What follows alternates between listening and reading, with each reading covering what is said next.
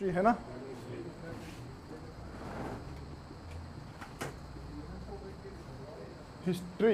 History में हम लोग पढ़ रहे थे साहित्य। साहित्य तो पढ़ रहे थे। हमने देखा था क्या कल देखा था, कल विदेशी साहित्य देखा था, आज देसी साहित्य देखेंगे, है ना। क्या देखेंगे? देसी साहित्य। देसी साहित्य कितने प्रकार से होगा हमारे यहाँ? बहुत लंबा है। बहुत लंबा मतलब क्या? हाँ बताओ। देखो हमने कल बताया था, तुम लोग ध्यान नहीं देते हो। हमने बताया था एक तो होगा धार्मिक और दूसरा कैसा होगा?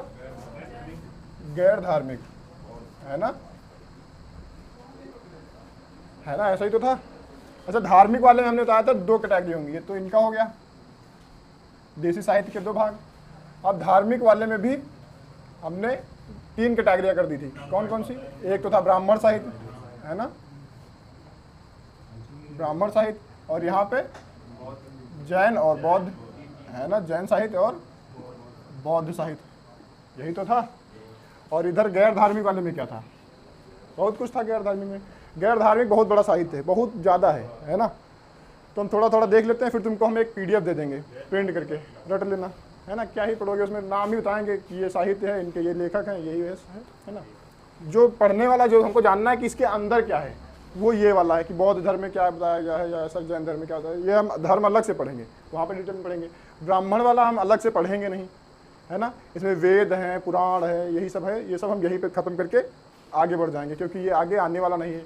जैन धर्म आगे आएगा, पूरा धर्म आएगा, अलग से उसका टॉपिक है, तो वहाँ पे कवर करेंगे। बौद्ध धर्म अलग से टॉपिक है, तो उसको वहाँ पे कवर करेंगे।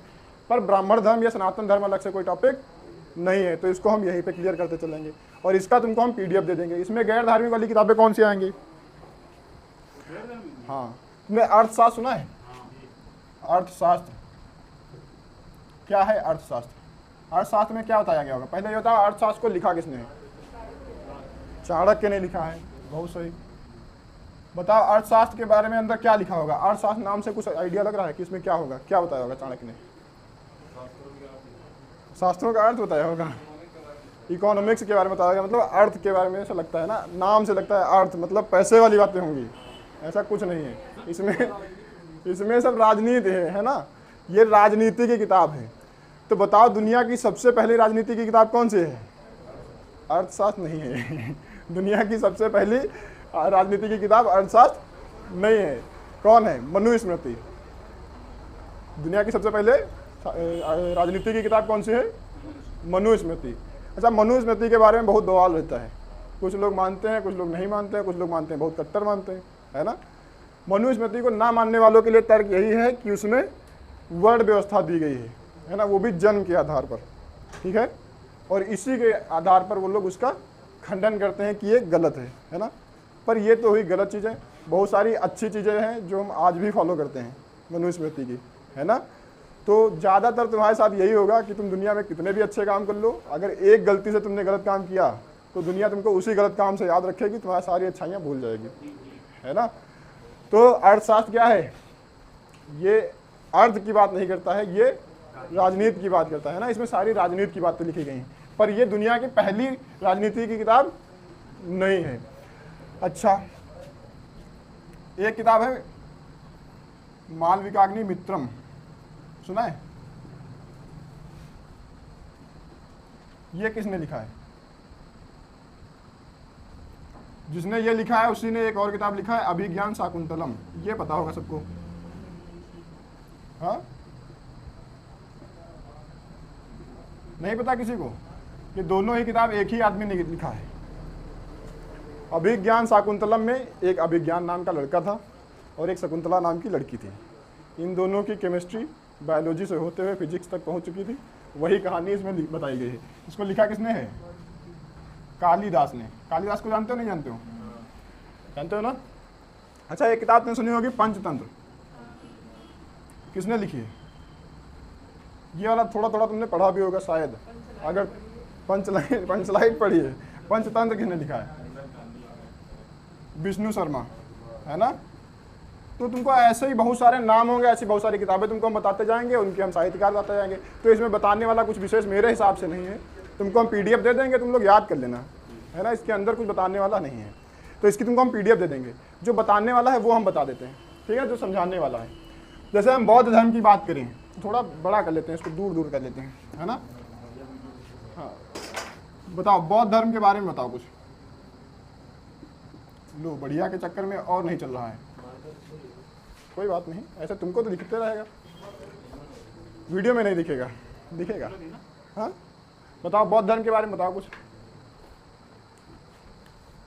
अच्छा, बौद्ध धर्म में जितना भी साहित्य होगा हम वही तो पढ़ेंगे, यहाँ पे बौद्ध धर्म पढ़ेंगे नहीं ना, बौद्ध धर्म का हम साहित्य पढ़ेंगे। और जो बौद्ध धर्म की विशेषता ये है, बौद्ध धर्म इतना ज़्यादा प्रचलित हुआ और जैन धर्म उतना ज़्यादा प्रचलित नहीं हुआ, जबकि लगभग समय एक ही था दोनों का, है ना। तो जैन धर्म उतना ज़्यादा प्रचलित नहीं हुआ, बौद्ध धर्म क्यों इतना ज़्यादा प्रचलित हो गया?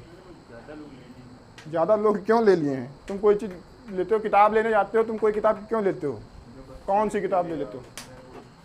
जो तुमको किताब ज़्यादा समझ में आती है ना।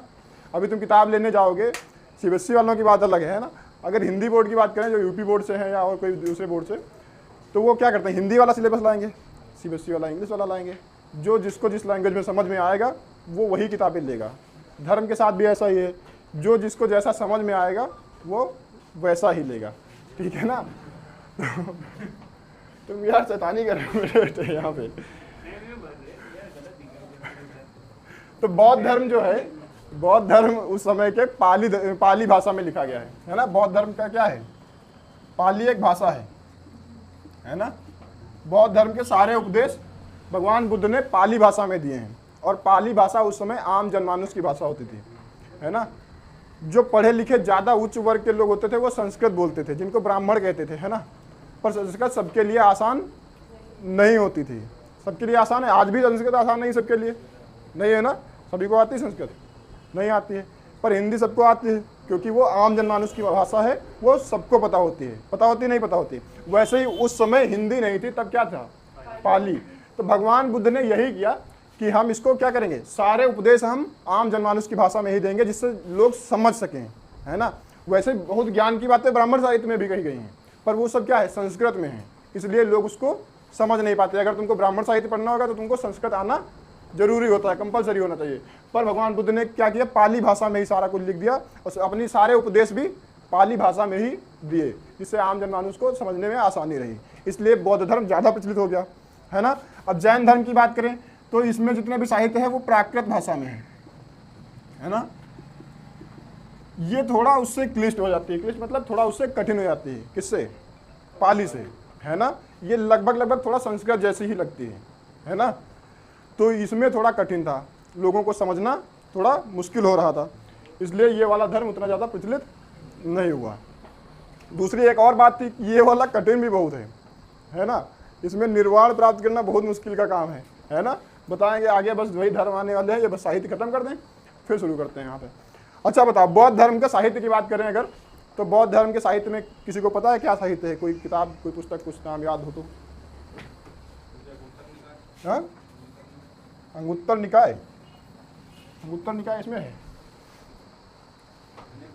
हाँ पिटक हैं, इसमें 3 पिटक हैं। एक तो है सूत पिटक, है ना, सूत पिटक नाम सुना है। एक कौन सा है, विनय पिटक, नाम सुने नहीं सुने ये। और एक है अभिधम्म पिटक। कौन सा? अलग अलग सुना है, सूत अलग सुना है, पिटक अलग सुना है, ऐसा नहीं है। सूत पिटक एक ही चीज है। ये तीनों पिटकों को एक में मिला दिया जाता है तो इनको क्या कहते हैं, त्रिपिटक। क्या कहते हैं, त्रिपिटक। इन्हीं को क्या कहते हैं, त्रिपिटक कहते हैं। अच्छा, इनमें थोड़ा थोड़ा बता दें इसके अंदर। सूत्र पिटक क्या है? सूत्र पिटक वास्तव में बौद्ध धर्म का इंसाइक्लोपीडिया है। पता है ना इंसाइक्लोपीडिया क्या होता है? CBSE वालों को पता होगा, CBSE वाले पता है ना इंसाइक्लोपीडिया। ये लोग, इनके में होता है अलग से एक चैप्टर, एक बुक दी जाती है, बहुत मोटी सी किताब होती है, उसमें दुनिया भर की सारी जानकारियाँ दी जाती हैं। उसको क्या कहते हैं, एनसाइक्लोपीडिया, है ना। हमारे यूपी बोर्ड में ऐसा कुछ नहीं होता, अलग से दुनिया भर की जानकारी देने की कोई जरूरत नहीं, हम लोग पहले से बहुत ज्ञानी हैं, है ना। ये लोग दुनिया से जुदा लोग हैं, CBSE वाले, इनके पास, इनको चाहिए होता है कि दुनिया भर की सारी चीज़ इनको पढ़ना होता है, हमको नहीं पढ़ना होता है, क्योंकि हमको सब पता होता है।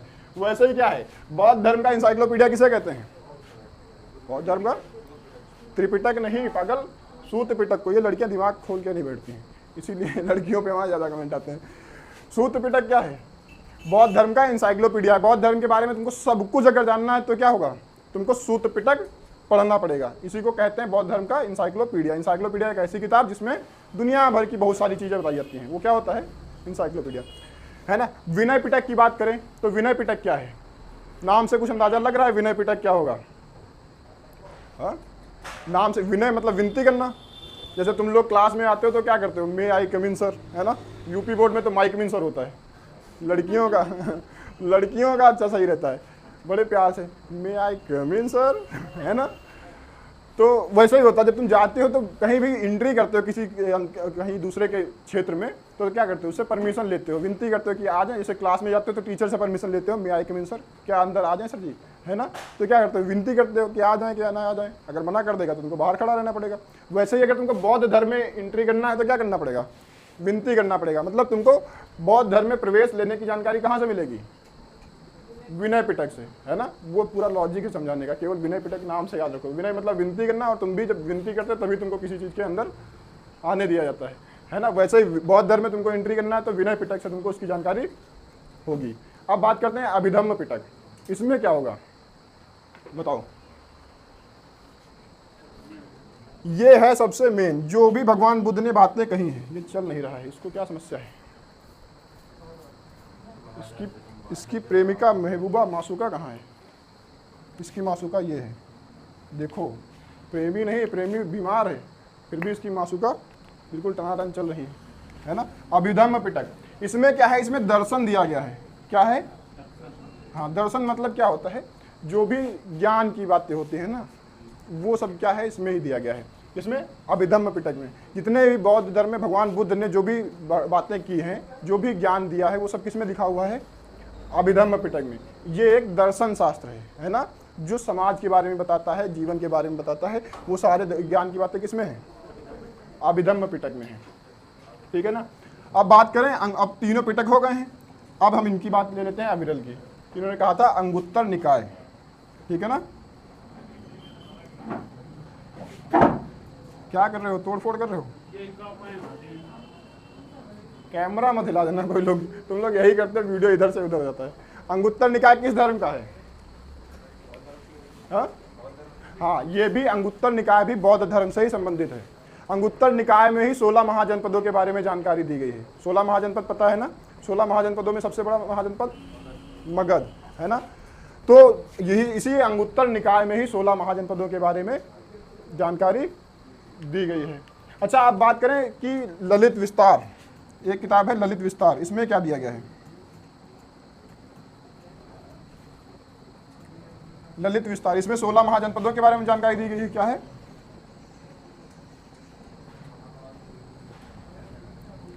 इसमें 16 महाजनपद हैं। और ललित विस्तार में क्या है?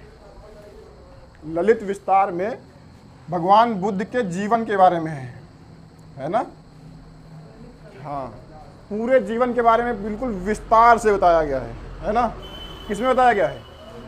ललित विस्तार में। भगवान बुद्ध के पूरे जीवन के बारे में बहुत विस्तार से सारी कहानी बताई गई। किसमें? ललित विस्तार में। अच्छा, एक पुस्तक और है बौद्ध धर्म की, जातक, नाम सुना है ना। इसमें क्या है? जातक में क्या है बताओ? जातक कथा बताओ, बताओ जातक में क्या है? चलो हम बता देते हैं। इसमें 200 से ज़्यादा, 200 के आसपास कथाएं लिखी गई हैं, 200 कथाएं, है ना। और वो सारी की सारी कथाएं भगवान बुद्ध के पूर्व जन्म से रिलेटेड हैं। किससे? पूर्व जन्म से रिलेटेड। अच्छा, बौद्ध धर्म एक ऐसा धर्म है जो पूर्व जन्म को मान्यता देता है, कि मतलब पूर्व जन्म तुम्हारा होगा, है ना। पर जैन धर्म इसको मान्यता नहीं देता है।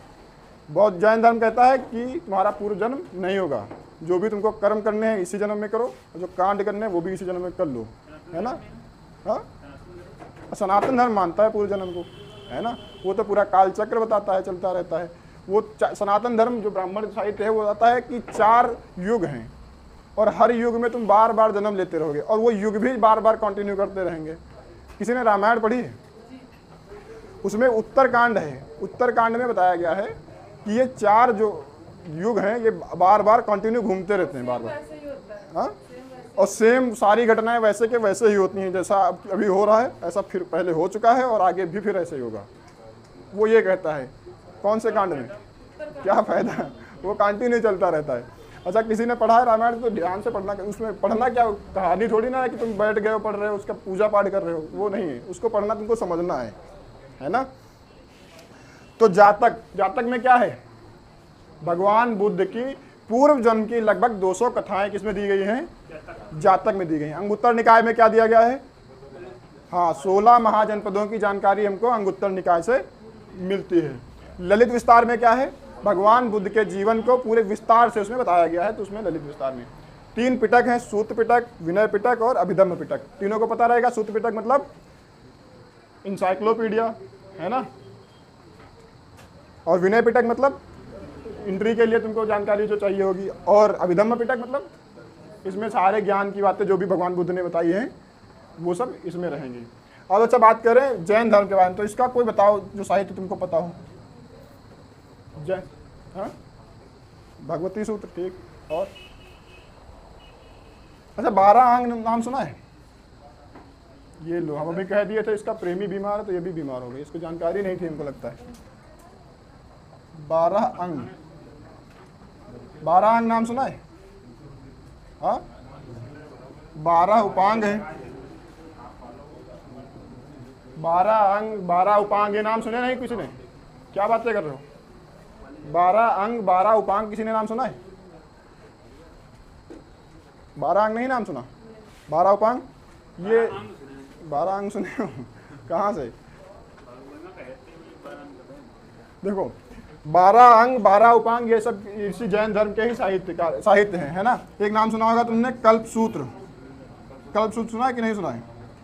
कल्प सूत्र भी किसका साहित्य है, जैन धर्म का, ये है कल्प सूत्र, क्या है, जैन धर्म का ही साहित्य है। एक और आता है आचारांग सूत्र, नाम सुना है, आचारांग सूत्र नहीं सुना, तो याद रख लेना। यही ऐसे ही क्वेश्चन आते हैं, और इसमें साहित्य में और ज़्यादा डिटेल में क्या आएगा, और ज़्यादा डिटेल में इससे आएगा, इसको अलग से पढ़ाएंगे, है ना।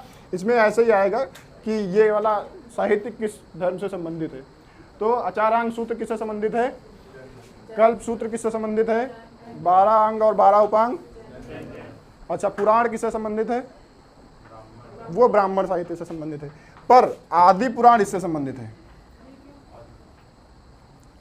ये क्यों, ये कोई कारण है। अब तुम कोई किताब लिख दो और फिर हम पूछें ये मानसी ने ही क्यों लिखी है, तो इसका कोई कारण होगा अब पुराण, अब तुमको बता देते हैं, यहाँ पे कन्फ्यूजन दूर कर देते हैं तुमको। हाँ, 3 चीज़ें एक जैसी नाम की लगेंगी, जैसे कुरान है, पुराण है और आदि पुराण है ना। पुराण जो है वो इस्लामिक साहित्य है, पुराण वो ब्राह्मण साहित्य है, और आदि पुराण जैन साहित्य है। अब इसमें क्या होगा, कारण क्या होगा कि ये क्यों है। अब है तो है, उसमें कुरान में इस्लामिक धर्म की बातें लिखी गई हैं इसलिए वो इस्लामिक साहित्य है, आदि पुराण में जैन साहित्य लिखा गया इसलिए ये जैन साहित्य है, और पुराण में तुम्हारे सनातन धर्म की जानकारी दी गई है तो वो सनातन साहित्य है ना। तो इसको याद कर लो, यहीं पे ख़त्म कर दो इसको। जैन धर्म में जो भी साहित्य लिखा गया है वो किस भाषा में लिखा गया है, प्राकृत भाषा में लिखा गया है। प्राकृत भाषा थोड़ी सी क्लिष्ट है, कठिन है ना, इसलिए ये ज़्यादा धर्म आगे नहीं बढ़ा, है ना। फिर बात करें इसमें, अगर साहित्य की बात करें तो कौन कौन से आएंगे, 12 अंग आएंगे, 12 उपांग आएंगे, कल्प सूत्र आएगा, आचारांग सूत्र आएगा, और हाँ आदि पुराण आएगा, ठीक है ना। अगर जातक की बात करें तो जातक में 200 से ज़्यादा कहानियाँ दी गई हैं, कथाएँ दी गई हैं जो भगवान बुद्ध के पूर्व जन्म के बारे में जानकारियाँ देती हैं। ये पाली भाषा में लिखा गया, जितना भी बौद्ध धर्म का साहित्य है वो किस भाषा में लिखा गया है, पाली भाषा में लिखा गया है, क्योंकि ये भाषा आसान थी इसलिए ये धर्म आगे भी ज़्यादा बढ़ पाया, है ना। इवन तुम्हारे ही देश में नहीं, दूसरे देशों में भी आज भी तुम्हारे देश से ज़्यादा दूसरे देशों में माना जाता है ना। तुम्हारे यहाँ जितने बौद्ध नहीं है उससे ज़्यादा चीन में हैं बौद्ध धर्म के लोग, है ना। म्यांमार लगभग पूरा देश ही चीन है ना, थाईलैंड सब बौद्ध ही हैं वहाँ पे, ठीक है ना। तो इसमें सूत्र पिटक, विनय पिटक और अभिधम्म पिटक, इन्हीं तीनों पिटकों को कहते हैं त्रिपिटक। बौद्ध धर्म के सबसे ज़्यादा प्रचलित और सबसे ज़्यादा ऑथेंटिक यही तीनों पिटक ही हैं, है ना। तो इनको छाप लो, फिर आगे बात करते हैं ब्राह्मण साहित्य की, है ना। ब्राह्मण साहित्य देख लेते हैं।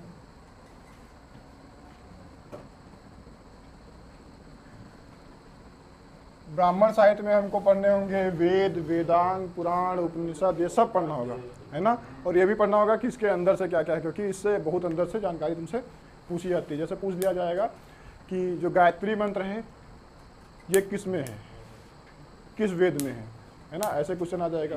या कौन से देवता को किस वेद में सबसे ज़्यादा मान्यता दी गई है, हाँ, कौन सा वेद सबसे पुराना है, कौन सा सबसे नया है ना, बहुत सारे क्वेश्चन इसके अंदर से आ सकते हैं, ठीक है ना। तो हम ब्राह्मण साहित्य में क्या पढ़ने वाले हैं, वेद पढ़ेंगे सबसे पहले। वेद से स्टार्ट करते हैं। वेद कितने हैं, 4 वेद हैं, है ना।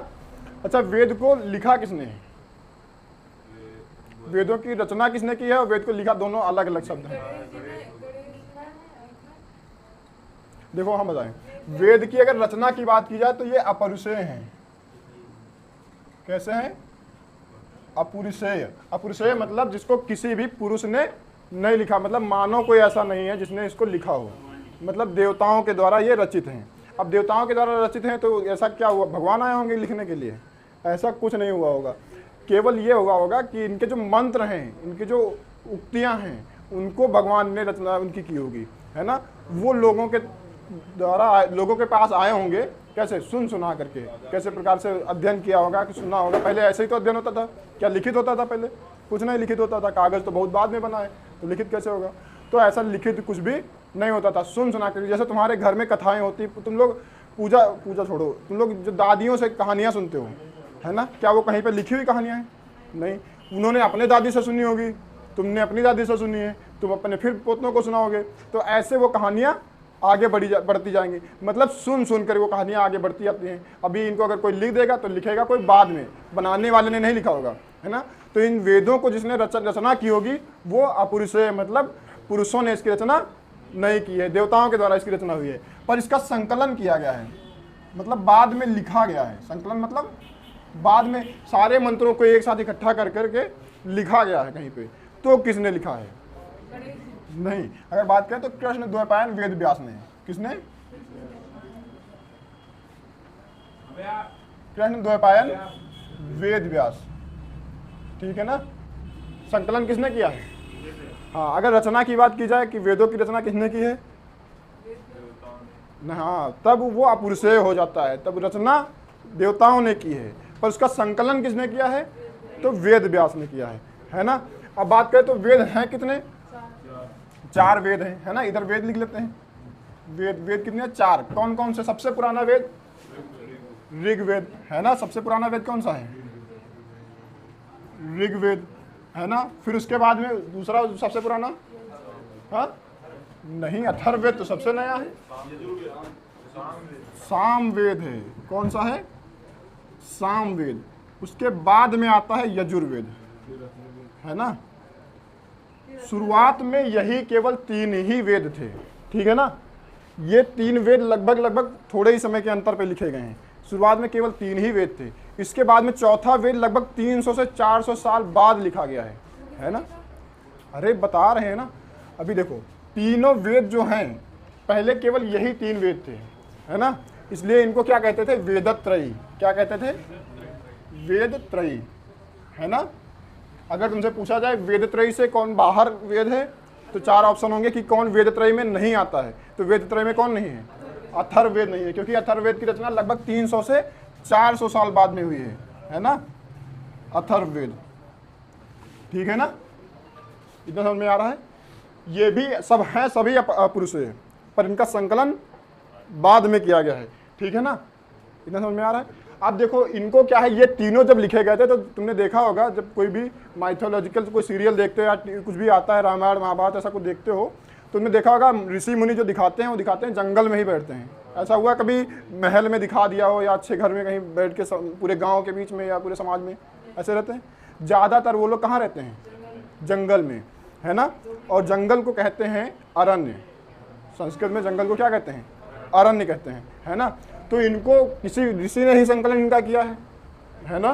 तो वो भी कहाँ बैठे होंगे, जंगल में ही बैठे होंगे। ऐसा हुआ होगा, नहीं हुआ होगा। अच्छा, जंगल में ही क्यों बैठते थे ऋषि मुनि, माहौल शांत रहता है। और ऋषि मुनि का क्या होता था, पढ़ने पढ़ाने वाला काम रहता था। या तो खुद पढ़ रहे होंगे या तो किसी ना किसी को पढ़ा रहे होंगे। तो पढ़ने पढ़ाने के लिए तुमको कैसा माहौल चाहिए होता है, एकदम शांत माहौल चाहिए होता है ना। तो ये लोग क्या कहते थे, जंगल में रहते थे। इन तीनों वेदों की रचना कहाँ पे हुई है, जंगल में, इसलिए इनको अरण्यक भी कहते हैं। क्या कहते हैं, अरण्यक भी कहते हैं। इनमें अरण्यक कौन नहीं है, अथर्ववेद, क्योंकि ये बहुत बाद में किया गया है। उस समय क्या हुआ था, नगरीकरण होना स्टार्ट हो गया था, इसलिए ये अरण्यक में नहीं आता है। अच्छा, ये 4 वेद हो गए, चारों वेदों का क्रम याद रहेगा, ऋग्वेद, सामवेद, यजुर्वेद, अथर्ववेद। अच्छा, आप बात करें कि इसमें तीनों वेदों में है क्या क्या। ऋग्वेद में अगर बात करें तो ऋग्वेद में क्या है, इसमें क्या जानकारी दी गई है, इसमें बताए गए हैं मंत्र। क्या बताए गए हैं? मंत्र। आज बहुत सारे मंत्र जो तुम देखते हो, जैसे हमने बात की थी अभी गायत्री मंत्र की, तो गायत्री मंत्र क्या है, किसी को पूरा पता है? किसी को रटा ही नहीं है गायत्री मंत्र, याद है ना, ओम भूर्भुवः स्वः वाला, है ना। ये मंत्र जो है किसमें दिया गया है? ऋग्वेद में दिया गया है। ऋग्वेद में मंत्रों के बारे में कहा गया है ना। इसमें मंत्रों को ऋचाएं कहा गया है, बहुत सारी ऋचाएं इसमें हैं, है ना। तो मंत्रों को क्या कहा गया है? ऋचाएं। ये बहुत सारे ऋचाएं इसमें दी गई हैं, मंत्र बहुत सारे इसमें दिए गए हैं। अगर बात करें ऋग्वेद की तो नहीं, गायत्री मंत्र की, तो ये किसी न किसी देवता को समर्पित है। क्या तुमको पता है कौन से देवता को समर्पित है गायत्री मंत्र? ब्रह्मा जी नहीं है? हाँ, देखो, सावित्री देवता को ये समर्पित है।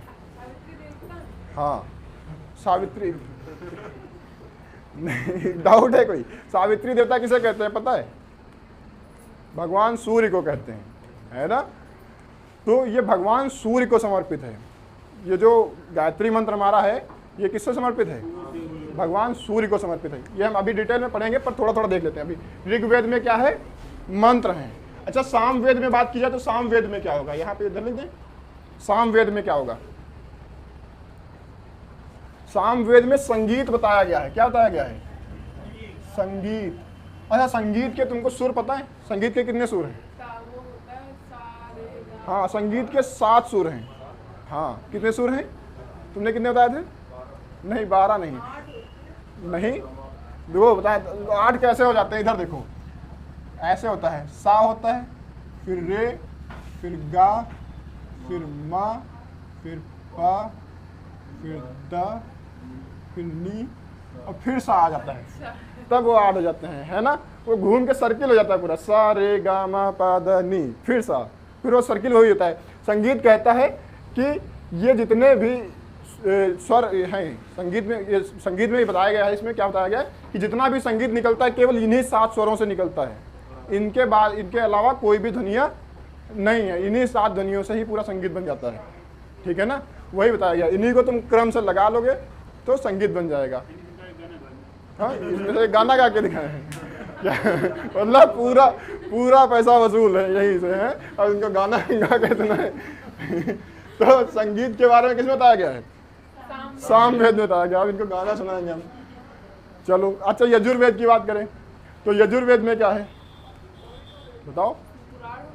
पुराण होंगे। पुराण अलग साहित्य है, ये वेद हैं, ऐसे ही वेदांग होंगे, पुराण होंगे, उपनिषद, सब अलग अलग साहित्य हैं। वेद में पुराण कहाँ से आ जाएंगे बताओ? यजुर्वेद में क्या होगा? इसमें युद्ध की जानकारी दी गई कि युद्ध के क्या नियम होंगे। युद्ध देखा है ना, तुमने देखा होगा, युद्ध, महाभारत का युद्ध होता है तो उसमें टाइमिंग होता है, पहले शंख बजेगा फिर युद्ध स्टार्ट होगा, है ना। ऐसे होता है कि नहीं होता है? फिर क्या होता है, शाम हो जाती है, फिर शंख बजता है और युद्ध खत्म। उसके युद्ध के भी कुछ नियम होते हैं, है ना। वो सब युद्ध के नियम, युद्ध कैसे लड़ना है, युद्ध की रणनीतियाँ क्या होंगी, वो सब किसमें बताया गया है? यजुर्वेद में बताया गया है। अच्छा, इसमें एक और चीज़ बताई गई है, वो क्या है? इसमें यज्ञ के बारे में बताया गया है। क्या बताया गया है? यज्ञ। अच्छा, यज्ञ तुमने देखा होगा, पंडित जी से बहुत बार करवाया भी होगा। पंडित जी आते हैं और मंत्र पढ़ना स्टार्ट करते हैं, बढ़िया तेजी से करते नहीं करते हैं? मंत्र पढ़ना पंडित जी स्टार्ट कर देते हैं। क्या तुम लोग उतनी फ्लुएंट बोल सकते हो, मंत्र पढ़ सकते हो उतना?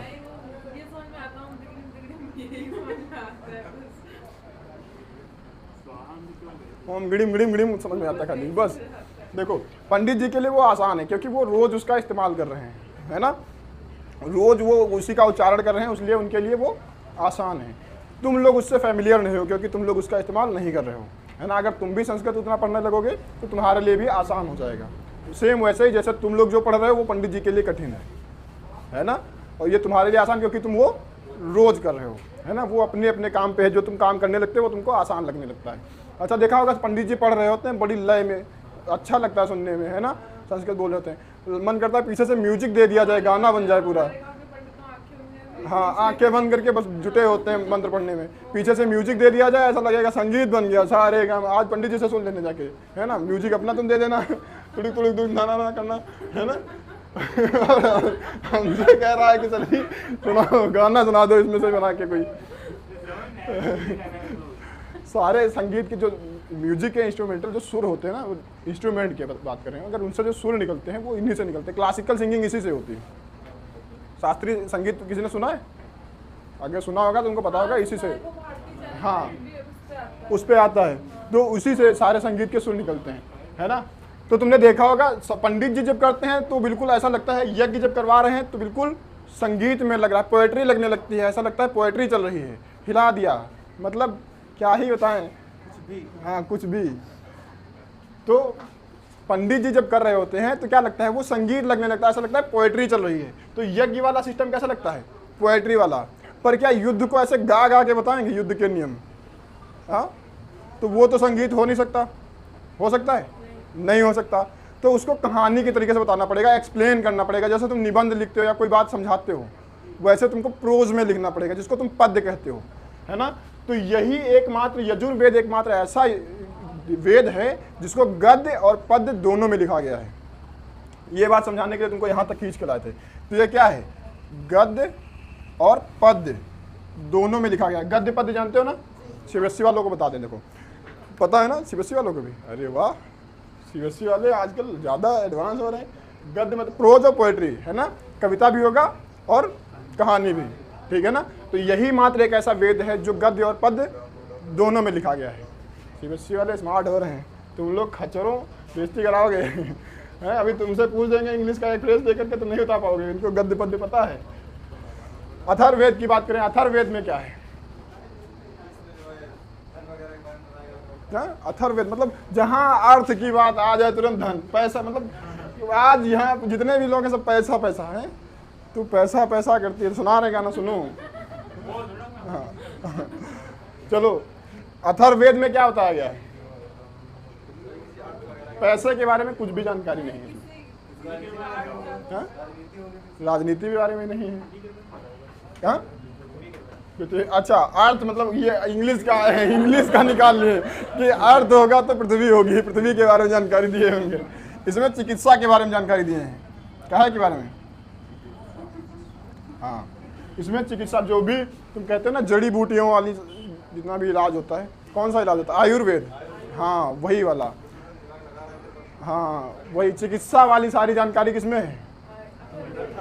अथर्ववेद में। अच्छा, हमारे यहाँ देखो जो पुराने लोग हैं वो दो तरीके से इलाज करते हैं। अभी तुम केमिस्ट के पास मत जाओ, ऐसे ही जो पुराना लोग पारंपरिक तौर से इलाज करते हैं, एक तो वो करेंगे तुम्हारा आयुर्वेद से, है ना, किसी वैद्य के पास ले जाएंगे और जड़ी बूटियाँ तुमको दिलाएंगे। और एक दूसरा भी इलाज होता है, तुम थोड़ा ही बीमार हो, इसके भूत चढ़ गया है ना, इसको ले चलो तांत्रिक के पास, है ना, वो टोटका करता है फिर। तो टोना टोटका वाला भी किसमें बताया गया है? हाँ, टोना लिख दें, टोटका लिख दें, दोनों लिख देते हैं। तो टोना टोटका ये सब किसमें बताया गया है? अथर्ववेद में। चिकित्सा की जानकारी किसमें दी गई है? अथर्ववेद में। चारों वेद याद हो जाएंगे। पहला ऋग्वेद, फिर अथर्ववेद। तीन ऊपर के जो वेद हैं इनको वेदत्रयी कहते हैं, जिनमें अथर्ववेद नहीं आता है, ठीक है ना। तीनों सब चारों वेदों के बारे में पता चल गया थोड़ा थोड़ा इसमें क्या दिया गया है ना। अब बात करते हैं, ये तो हो गए हैं वेद, ये वेद हो गए हैं, है ना। अच्छा, वेदों के जो ज्ञाता होते हैं उनको अलग नाम दिया जाता है ना। जैसे आज नाम होते हैं ना, किसी को नाम दे दिया गुप्ता जी हो गए, है ना, टाइटल हो गया उनका। वैसे ही किसी को मौर्य जी हो गए, टाइटल हो गया। वैसे ही इनका भी टाइटल होता था जो वेद का ज्ञाता हो जाता था, है ना। जैसे अगर ऋग्वेद का कोई बहुत बड़ा ज्ञाता है तो उसका अलग टाइटल दे दिया जाएगा। उसका टाइटल क्या होता था? उसको होत्री कहते थे। इनको यहाँ ज्ञाता लिख दें, ये इनके ज्ञाता हैं वेदों के, है ना। तो अगर मान लेते हैं तुमने ऋग्वेद बहुत अच्छे से पढ़ लिया तो तुमको कहा जाएगा अवनीश होत्री। क्या कहा जाएगा? अग्निहोत्री नहीं, अवनीश होत्री, ठीक है ना। ये होत्री कोई बहुत बड़ा ज्ञाते के आदमी का नाम नहीं है। ये जो भी इसको पढ़ लेगा वो जो ज्ञाता हो जाएगा।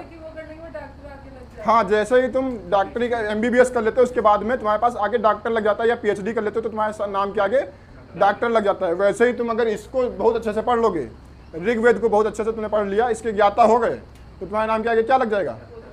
ज्ञाता नहीं लगेगा, होत्री लगेगा, ठीक है ना? हाँ हाँ, अच्छा डंडा कम हो गया, सही तो है। अच्छा ज्ञाता में एक डंडा कम है, चलो। अच्छा सामवेद की बात करें, अगर तुमने सामवेद को बहुत अच्छे से पढ़ लिया तो क्या तुम्हारा नाम लिखा जाएगा? बताओ। मान लेते हैं अगर अविरल ने पढ़ लिया पूरा सामवेद बहुत अच्छे से, तो इनका नाम क्या हो जाएगा? अविरल उद्गाथा। क्या हो जाएगा? उद्गाथा। नाम अजीब अजीब है क्योंकि वो है संस्कृत जैसे नाम है ना, पर तुमको याद करने पड़ेंगे। ये पूछेगा, यही पूछता है इसमें से, है ना? तो सामवेद को ज्ञाता को क्या कहते हैं? उद्गाता कहते हैं। अच्छा यजुर्वेद का जो ज्ञाता होगा उसको,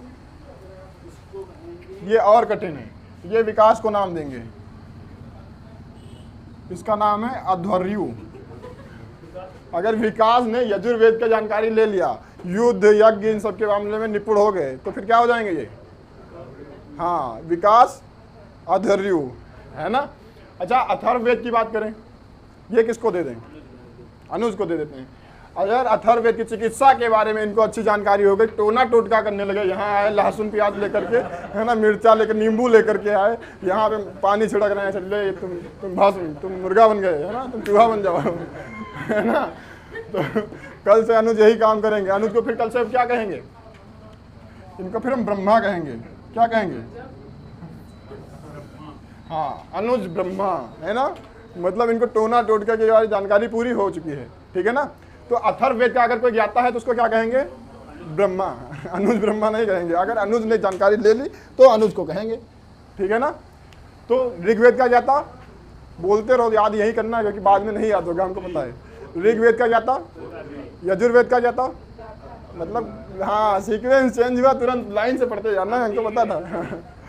ऋग्वेद का ज्ञाता होत्री, सामवेद का उद्गाता, यजुर्वेद का अध्वर्यु और अथर्ववेद का ब्रह्मा। अच्छा तुमको हम एक और तरीका बता देते हैं, अगर ऐसे नहीं याद होता है तो तुम ऐसे याद कर लो, ये चारों वेद एक क्रम से याद कर लो, तुमको ऐसे क्रम भी याद हो जाएगा कि कौन पहले आया। तो हमने क्रम से लिखा, सबसे पहला सबसे पुराना कौन सा है? ऋग्वेद है, उसके बाद में सामवेद आया, उसके बाद में यजुर्वेद और फिर आया अथर्ववेद। वैसे ही क्रम से इनको भी याद कर लो, होत्री उद्गाथा अध्वर्यु ब्रह्मा, क्रम से याद कर लो, होत्री उद्गाथा अध्वर्यु ब्रह्मा, ऐसे हो जाएगा। तो इनको हम एक क्रम में यहाँ पे बॉक्स में बंद कर दें पूरा, ये वेद हो गया और ये वेद के ज्ञाता हो गए, नहीं हो गए? इनको अलग अलग कर दें, डिब्बे में बंद, क्योंकि आगे और बताने वाले हैं, इसमें कन्फ्यूजन होगा फिर, इसलिए इनको अलग पैक ही कर देते हैं, ठीक है ना? ऋग्वेद का ज्ञाता होत्री, सामवेद का उद्गाता, यजुर्वेद का अध्वर्यु और अथर्ववेद का ब्रह्मा। अच्छा ये तो हो गए वेद। किसी को अगर वेद अच्छे से समझ में नहीं आ रहे हैं तो उसको एक्सप्लेन करने के लिए तुम कमेंट लिखे जाते हैं ना बुक के बारे में, बहुत सारी बुक आती हैं, उन पर टीका लिखा जाता है। टीका सुने हो ना? जैसे गीता है, गीता का टीका आता है। टीका मतलब क्या? कमेंट, है ना, कि उसमें एक्सप्लेन किया गया उसको दूसरी तरीके से, दूसरी लैंग्वेज में, जिसको तुम समझ सको। तो तुम लोग गीता की वास्तविक पुस्तक नहीं लाते, जब तुम अपने घर में लाते हो तो टीका लाते हो गीता का, क्योंकि तुमको वो संस्कृत वाला समझ में नहीं आएगा तो तुम हिंदी वाला लाते हो, है ना? ऐसे होता है। तो वैसे अगर किसी को वेद सही से समझ में नहीं आ रहे हैं तो उनके तुम कमेंट पढ़ सकते हो, है ना? उनके उपवेद लिखे गए हैं। वेदों के क्या हैं? उपवेद हैं। उपवेद देख लें सभी वेदों के, ऐसे ही क्रम में आगे लिखते रहेंगे, सही रहेगा कि नहीं रहेगा? तो ऋग्वेद का उपवेद कौन सा है? ऋग्वेद का जो उपवेद है उसको कहते हैं आयुर्वेद। क्या नाम है? आयुर्वेद। ऋग्वेद का उपवेद आयुर्वेद। अगर किसी को ऋग्वेद नहीं समझ में आता तो वो आयुर्वेद पढ़ ले, ठीक है ना? अच्छा सामवेद की बात करें तो सामवेद में तो सब संगीत की बातें हैं, है ना? है कि नहीं है? और सनातन धर्म के बारे में जो जानकारी रखते हैं उनको एक नाम पता होगा, गंधर्व। सुना है नहीं सुना है? गंधर्व क्या होते हैं? गंधर्व वेद तो है, उपवेद तो है। गंधर्व क्या होते हैं? संगीतकार। जो नाचने गाने का काम करते हैं वो क्या होते हैं? गंधर्व कहा जाता है सनातन में, है ना? उनको गंधर्व कहते हैं।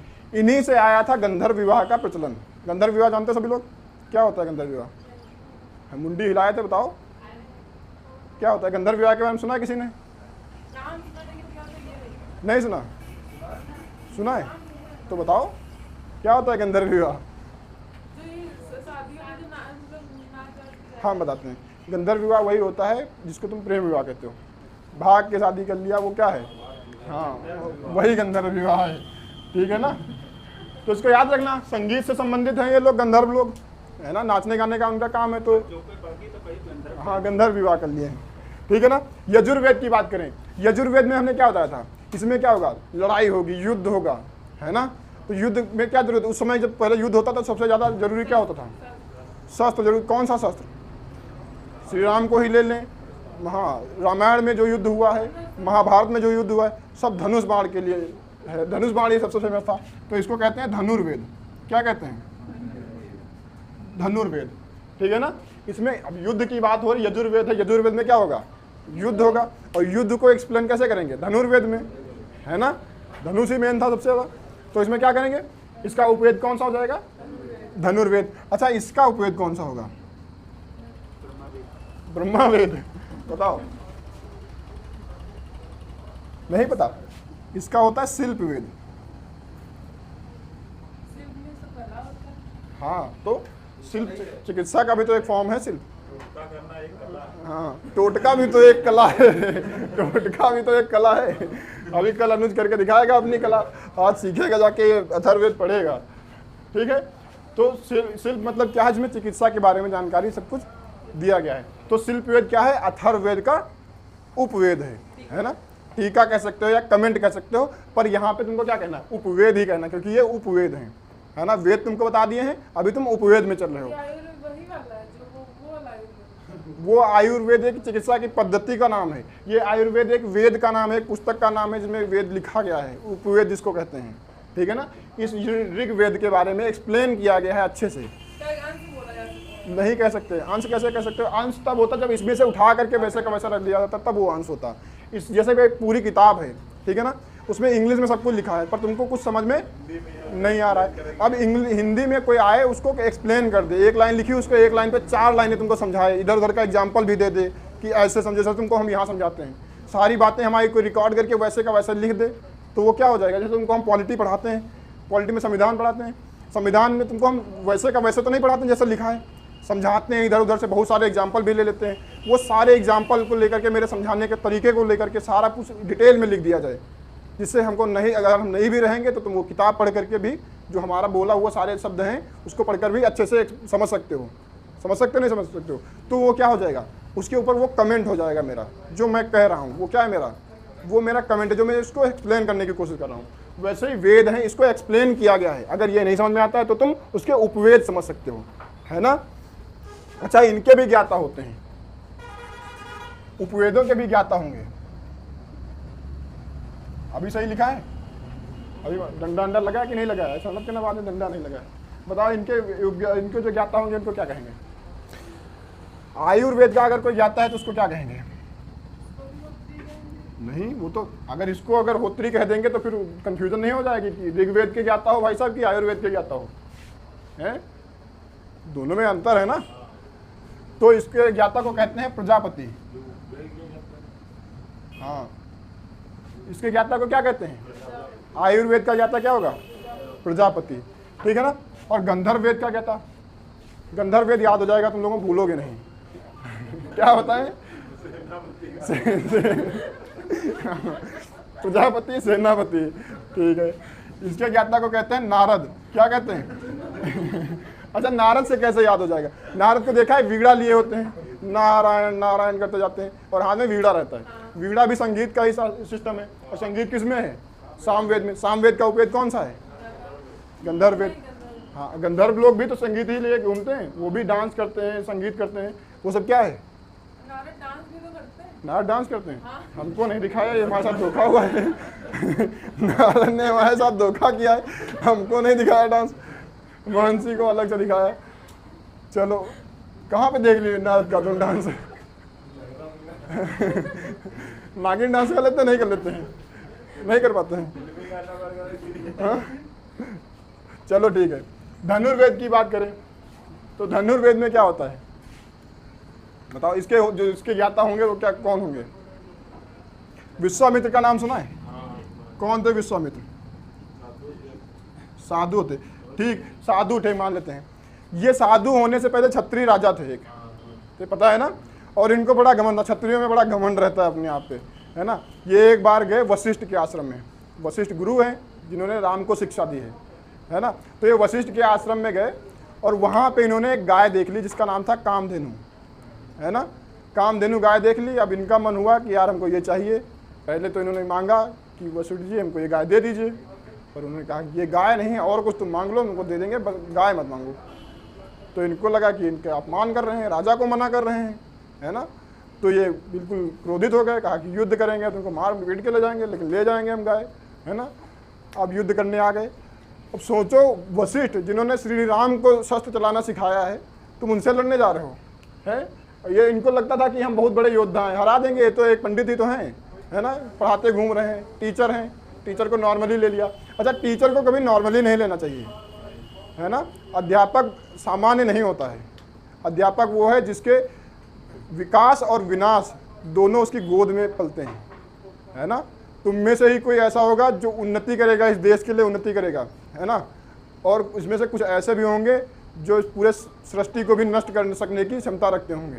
तो विकास और विनाश दोनों टीचर के गोद में पल रहे हैं, उसको कभी नॉर्मली नहीं लेना चाहिए, है ना। इन्होंने नॉर्मली ले लिया, किसने? विश्वामित्र ने। वशिष्ठ ने युद्ध किया, वशिष्ठ ने हरा दिया इनको, क्योंकि वो भैया टैलेंटेड आदमी, राम को सिखा रहा है धनुष चलाना, तो छोटा मोटा आदमी होगा, हरा दिया। अब इनको नहीं, वशिष्ठ ने दी थी, है ना। अब वशिष्ठ ने राम को शिक्षा दी थी, तो सोचो राम को शिक्षा देने वाला आदमी इतनी जल्दी हार जाएगा, हरा दिया इनको 2 मिनट में। अब इनको लग गया, इनके ईगो की बात हो गई, इनको हर्ट कर गया कि यार साधु होकर के इतना ज़्यादा पावर कैसे आ सकता है, राजा होकर के इतनी ज़्यादा पावर नहीं हमारे पास, और ये साधु होकर के, मतलब साधु होने में ज़्यादा सिस्टम बढ़िया है। ये भी कहे हम भी साधु बनेंगे, है ना, छोड़ छाड़ के चले गए, ये भी साधु बन गए। पहले तो ये राजा थे, युद्ध करना इनका काम था, तो युद्ध वाले पे ही इन्होंने क्या किया? अध्ययन किया, है ना। यजुर्वेद क्या था? युद्ध से संबंधित ही था। पहले युद्ध करते थे, बाद में क्या किया? यज्ञ करना भी सीख लिए, है ना। तो युद्ध और यज्ञ किससे संबंधित है? यजुर्वेद से। और यजुर्वेद का ही उपवेद कौन सा है? धनुर्वेद। और धनुर्वेद के ज्ञाता विश्वामित्र, ऐसा याद रहेगा। अच्छा, इसके शिल्प वेद के ज्ञाता बताओ, बताओ। अच्छा, शिल्प में क्या होता है? शिल्प में क्या होता है? नई नई चीज़ों का निर्माण करना होता है, जैसा तुमने कहा, है ना। बहुत सारी चीज़ें नई नई बनाना होता है ना। तुमने देखा होगा जैसे तुम्हारे यहाँ लोहार होते हैं, कहार होते हैं, नई नई चीज़ों को बनाते हैं। ये अपना एक अलग देवता मानते हैं, है ना। इनके देवता कौन होते हैं? विश्वकर्मा। तो वही विश्वकर्मा है इसके ज्ञाता, ठीक है ना। विश्वकर्मा का टाइटल लगाते हैं लोग, बहुत सारे लोग, है ना। कोई अगर लोहार भी है तो भी विश्वकर्मा लगाता है, कहार भी नहीं, कहार नहीं, वो बढ़ाई भी है तो भी विश्वकर्मा लगा लेता है। विश्वकर्मा मतलब क्या? उसको शिल्प का ज्ञान है, कुछ ना कुछ निर्माण करना उसको आता है, कुछ वो बना सकता है, मतलब वो क्या है? विश्वकर्मा है। उसको ज्ञान किसका है? शिल्प वेद का ज्ञान है। अभी तुमको कुछ भी नहीं आता, तुमको रंदा चलाना नहीं आता है और तुम विश्वकर्मा लगाए घूम रहे हो, है ना। हाँ, विश्व को मतलब क्या? निर्माण करना, कुछ ना कुछ चीज़ों का निर्माण करना, वो किसमें आता है? शिल्प वेद, ठीक है ना। तो शिल्प वेद क्या? शिल्प वेद के ज्ञाता को क्या कहते हैं? विश्वकर्मा होते हैं, है ना। आज भी जितने भी कारीगर लोग होते हैं वो सब लोग विश्वकर्मा की पूजा करते हैं, इसीलिए ना, क्योंकि सारा कार्यक्रम वाला जो भी सिस्टम है, कुछ भी निर्माण करने वाला सिस्टम किसमें है? शिल्प में है ना। शिल्प मतलब क्या होता है? किसी चीज़ का निर्माण करना, है ना। तो इनके ज्ञाता हो गए शिल्प वेद के ज्ञाता विश्वकर्मा, धनुर्वेद के ज्ञाता विश्वामित्र, है ना। गंधर्व वेद के ज्ञाता नारद। कंफ्यूजन तो नहीं हो रहा है? आयुर्वेद के ज्ञाता प्रजापति, है ना। नाम है, टाइटल है, ज्ञाता का नाम होता है, कोई आदमी नहीं है ये। हमने पहले ही बता दिया था, ये आदमी नहीं। इनको जो भी इनका ज्ञान रखता होगा उस पे ये हम टाइटल लगा देंगे, ठीक है ना। अगर किसी ने आयुर्वेद का बहुत ज़्यादा अध्ययन कर लिया, उसका ज्ञाता हो गया है, तो उसको हम क्या कहेंगे? प्रजापति कहेंगे। अगर किसी ने गंधर्व वेद का बहुत, नारद इसलिए नाम रख दिया गया क्योंकि नारद को संगीत के बारे में बहुत जानकारी थी, है ना, इसलिए उनका उन्हीं के नाम पे इस पे टाइटल दे दिया गया है। अगर कोई गंधर्व वेद का बहुत ज़्यादा अध्ययन कर लेता है, उसका ज्ञाता हो जाता है, तो उसको क्या कहेंगे? नारद कहेंगे। एक टाइटल है, समझ रहे हो ना। ज्ञाता मतलब क्या है? टाइटल है ये। और धनुर्वेद की बात करेंगे तो अगर धनुर्वेद की अगर जानकारी ज़्यादा हो गई तो विश्वामित्र। अभी तुमको हम विश्वामित्र के स्पेसिफिक उनके बारे में बता दिए हैं, वो इसलिए कि तुम समझ सको थोड़ा लड़ाई और युद्ध दोनों से ही, क्योंकि पहले वो क्षत्रिय थे, उसके बाद में ब्राह्मण हुए, है ना। तो दोनों ही उनके थे, दोनों ही के बारे में युद्ध और यज्ञ दोनों के बारे में बताया गया है। इसलिए क्या होता है, इसीलिए हम थोड़ा उनका नाम बता दें जिससे तुमको याद रहे, थोड़ा हिट कर जाए, थोड़ा कनेक्ट कर जाओ उससे, है ना। और शिल्प वेद से विश्वकर्मा, इतना समझ गया। वेद हो गए, वेदों के ज्ञाता हो गए, उपवेद हो गए, उपवेदों के ज्ञाता हो गए। अच्छा, अब इन पे ब्राह्मण ग्रंथ भी हैं, इनके ब्राह्मण ग्रंथ भी हैं। तो ब्राह्मण ग्रंथ देखें, देख ले, नहीं देखें छोड़ दें ब्राह्मण ग्रंथ। अच्छा एक बात देखो, ये ब्राह्मण ग्रंथ जो हैं ये इनके आगे तो लिख रहे हैं, पर ये ब्राह्मण ग्रंथ उपवेदों के नहीं हैं। ये किसके होंगे, वेद के होंगे ब्राह्मण ग्रंथ। जैसे वेदों के उपवेद हुए हैं, है ना, वैसे ही वेदों के क्या होंगे, ब्राह्मण ग्रंथ होंगे। ये उपवेद के ब्राह्मण ग्रंथ नहीं है। अगर तुमसे पूछा जाए किसके ब्राह्मण ग्रंथ है, तो ये वेदों के ब्राह्मण ग्रंथ हैं, है ना। इनको कैसे करेंगे, अगर वेद जैसे मान लेते हैं ऋग्वेद, इसके आगे लिख रहे हैं, मतलब यहाँ से ऋग्वेद की बात हो रही है। ऋग्वेद का ब्राह्मण ग्रंथ कौन सा है, इसके नाम अजीब अजीब है, कोई लोग हंसना मत, ठीक है ना। ऐतरेय और कास्तिकीय, कौन कौन से हैं, ऐतरेय और कास्तिकीय। ऐसे याद कर लेना, कैसे याद करोगे, इसका शॉर्टकट की क्या हो जाएगा, एक, है ना, एक ए से क्या होगा, ऐतरेय, और का से कास्तिकीय। ऐसे याद कर लेना कुछ बना करके। तो क्या हो जाएगा, ऋग्वेद का जो ब्राह्मण ग्रंथ हो जाएगा, कौन सा हो जाएगा, ऐतरेय और कास्तिकीय। अच्छा, सामवेद का, सामवेद का ब्राह्मण ग्रंथ होता है पंचविश। कौन सा होता है, इसका एक ही ब्राह्मण ग्रंथ है ना। सामवेद का कौन सा ब्राह्मण ग्रंथ है, पंचविश। और यजुर्वेद की बात करें तो यजुर्वेद को तुम कैसे याद रखोगे, सत याद कर लेना, यहाँ पे सत लिख देते शॉर्टकट में, ठीक है ना। सत से तुम कैसे याद करोगे, एक तो होता है सा से होता है सतपथ, क्या होता है, सतपथ, और ता से तैतरेय, तैतरेय, समझ में आ रहा है। ऐतरेय किसमें है, ऋग्वेद का है, और तैतरेय यजुर्वेद का है। इसको सत से याद करना, सा से। सत तुम कैसे याद करोगे, जैसे युद्ध होता है कुछ, तो किसी भी युद्ध में, किसी भी लड़ाई में निर्णय तभी आता है जब तुम 100% जीत जाते हो, है ना। ये मत सोचना कि अगर उसमें थोड़े चांस है तुम जीत रहे हो, तो तुम ये मत सोच लेना कि तुम जीत ही जाओगे, कितना भी तुम्हारे फेवर में युद्ध हो, है ना। तो युद्ध में कभी भी जब तक 100% 100% रिजल्ट ना आ जाए, तब तक तुम मानना नहीं कि तुम जीत गए हो अपने आप को। हाँ, लास्ट बॉल तक चला जाता है ना। वैसे जैसे तुमने देखा होगा, अभी आंदोलन हुआ था, कृषि वाला आंदोलन, सरकार ने लगभग दबा दिया था, पूरा समेटने, बोरिया बिस्तर समेटने का व्यवस्था हो चुकी थी कि अभी ये वापस जाएंगे, है ना। सारा मैटर इनका फेल हो चुका था, इतने दिन का धरना प्रदर्शन पूरा बेकार हो चुका था। पर लास्ट में एक आदमी आया और रोया, वहाँ से पूरा सिस्टम बदल गया। हुआ था, नहीं बदला था, है ना। तो क्या होता है, लास्ट मोमेंट तक जाता है कोई भी युद्ध हो, वो लास्ट, जब तक 100% विजय नहीं हो जाएगी तब तक तुम्हारी जीत नहीं होती। और युद्ध के बारे में जानकारी कहाँ पे है, यजुर्वेद में है। तो इतना समझ में आ रहा है, नहीं आ रहा है। एग्जाम्पल तुमको दे दिए थोड़ा बहुत तुमको हम शॉर्टकट भी बता दिए कि कैसे तुम ट्रिक याद कर सकते हो। एक शब्द जिसमें लगने वाला होगा उसमें लगा देंगे कुछ, है ना। इसका जो ब्राह्मण ग्रंथ है अथर्ववेद का, अथर्ववेद का ब्राह्मण ग्रंथ कौन सा होगा, गोपथ, ठीक है ना। इसको अलग से याद कर लेना ऐसे, ऐतरेय, कौस्तकी, पंचविश, क्या हुआ, सतपथ, तैतरेय और गोपथ। दो याद रखना पूरे। अगर ब्राह्मण ग्रंथों की बात करें तो कितने हो जाएंगे, 6, 2 ये और एक ये। ब्राह्मण ग्रंथ कितने हैं, अगर तुमसे पूछा जाए ब्राह्मण ग्रंथ कितने हैं, 6 हैं। वेद कितने हैं, 4 हैं। उपवेद कितने हैं, 4 हैं, ठीक है ना। तो उनके ज्ञाता भी पता होंगे तुमको, सारे पता हैं। ऋग्वेद का ज्ञाता होतु ऋग्वेद का ज्ञाता होतु, कहाँ होतु, होत्री है, ठीक है। ऋग्वेद का ज्ञाता होत्री है। अथर्ववेद का ज्ञाता ब्रह्मा, देख देख के नहीं बता पा रहे हैं, इतना टाइम लग रहा है। सामवेद के ज्ञाता उद्गाता, और यजुर्वेद के अध्वर्यु, अध्वर्यु, आ आधिधा फिर हुआ, है ना, अध्वर्यु। ध्यान से पढ़ना वही। अच्छा कोई बात नहीं, बीच में तुम पूरा क्रम से याद करो, पर सारे याद होने चाहिए, है ना। अगर एग्जाम में आ भी जाता है तो तुमको 2 मिनट, एक मिनट भी नहीं, 10 सेकंड लगेंगे, तुम पूरा रिवाइज ऐसे घुमा के देख लेना, एक क्रम से पानी दो उसको। तुम पूरा क्रम से देख लेना, है ना। तुमको पता होगा होत्री, उद्गाथा, दर्यु, ब्रह्मा, ऐसे पता होगा।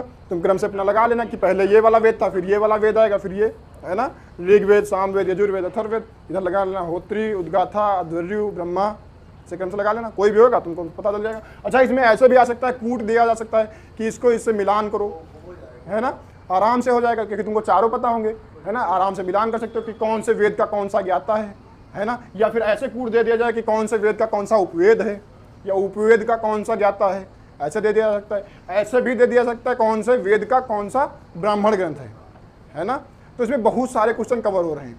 अभी तुमको हम पहले ही बता देते, एक साथ बता देते इतना तुमको वेद पढ़ना है, वेद के ज्ञाता, उसके उपवेद पढ़ने, उसके ज्ञाता, उसके ब्राह्मण ग्रंथ पढ़ने, सब कुछ बताते हैं, तो थोड़ा तुमको कन्फ्यूजन होती है, तुम सोचते कैसे करेंगे, है ना। अभी तुमको थोड़ा थोड़ा पता है। अगर ऋग्वेद की बात करें तो ऋग्वेद में क्या दिया गया है, मंत्र दिए गए हैं, ऋचाएँ दी गई हैं, है ना। उसी में से एक मंत्र आता है गायत्री मंत्र, जिसको ओम भूर्भुवः स्वः वाला। तो गायत्री मंत्र में क्या है, गायत्री मंत्र किसको समर्पित है, सूर्यदेव। ये क्वेश्चन सबसे फेवरेट रहता है, जो छोटे एग्जाम होते हैं उनका सबसे फेवरेट क्वेश्चन यही रहता है कि गायत्री मंत्र किस देवता को समर्पित है। कभी सावित्री देवता लिखा होता है, कभी लिखा होता है सूर्यदेव, है ना। तो दोनों नाम याद रखने हैं कि हाँ। तो अगर तुम सूर्यदेव याद करके जाओगे, उसमें सूर्यदेव ऑप्शन ही नहीं होगा, तो तुम कहोगे क्वेश्चन गलत है सर जी, अब ये एक नंबर हमारा पक्का हो गया, ये बोर्ड हमको अलग से नंबर देगा, एक क्वेश्चन में ऑप्शन ही नहीं है। पर ऐसा नहीं होगा, उसमें सावित्री लिखा होगा कहीं पे, है ना।